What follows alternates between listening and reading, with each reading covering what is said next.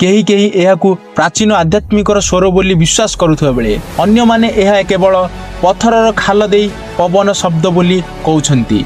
किंतु एहा प्रकृति रे कौन तो चलंतु जानिबा।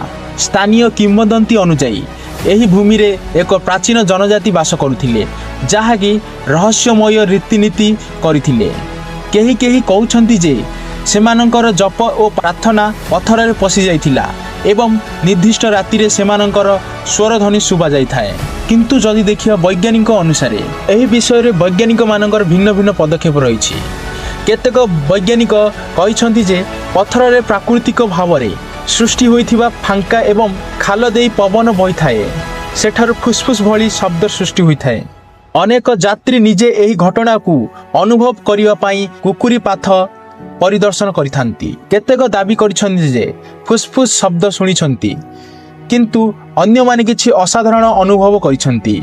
जदि आपण माने एही रहस्यमय स्थान परिदर्शन करंती तेबे आपण माने कोन अनुभव करिवे